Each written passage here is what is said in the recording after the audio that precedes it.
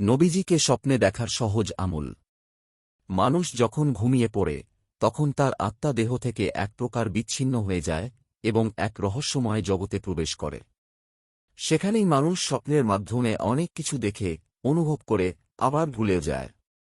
কিন্তু একজন মুমিন সবসময় আকাঙ্ক্ষা করে সে যেন স্বপ্নযোগে প্রিয় নবীকে দেখতে পায়।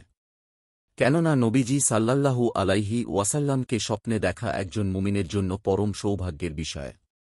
আর যারা স্বপ্নে নবীজিকে দেখতে পান তারাও হয়ে থাকেন বিশেষ মর্যাদার অধিকারী। তাই তো নবী করিম সাল্লাল্লাহু আলাইহি ওয়াসাল্লাম বলেছেন, যে স্বপ্নে আমাকে দেখল সে আমাকেই দেখল। কেননা শয়তান আমার আকৃতি ধারণ করতে পারে না। সহিহ বুখারী, হাদিস নং ৬৯৯৪। ইসলামের ইতিহাসে অনেক সাহাবী, তাবেঈ ও বুজুর্গরা রাসূল সাল্লাল্লাহু আলাইহি ওয়াসাল্লামকে স্বপ্নে দেখেছেন। তবে আমল ও সুন্নাহর তোয়াক্কা না করে শুধুমাত্র আবেগের বশবর্তী হয়ে তাঁকে দেখার আকাঙ্ক্ষা করা বা এ নিয়ে বাড়াবাড়ি করার বিষয়টি ফতোয়া ও তাসাউফ শাস্ত্রের কিতাবগুলোতে আদব পরিপন্থী কাজ এবং নবীজির সুন্নাহর অবমাননা হিসেবে বিষয়টিকে কঠোরভাবে দেখা হয়েছে। বিশেষ করে হাকিমুল উম্মত মাওলানা আশরাফ আলী থানভী রহমাতুল্লাহ আলাইহি এ বিষয়ে পরিষ্কার আলোচনা করেছেন। তিনি বলেন, সুন্নাহর অনুসরণ ও আনুগত্য ছাড়া শুধুমাত্র দিদারের আকাঙ্ক্ষা করা এক ধরনের বেয়াদবি। তিনি বুঝিয়েছেন যে, যে ব্যক্তি সারা বছর নবীজির সুন্নাহ মানে না, তার জন্য নবীজির দিদার চাওয়ার আগে নিজের আমলের জন্য লজ্জিত হওয়া উচিত।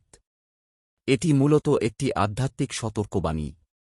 আদাবুল মুআশারাত ও খুতুবাতে হাকিমুল উম্মত।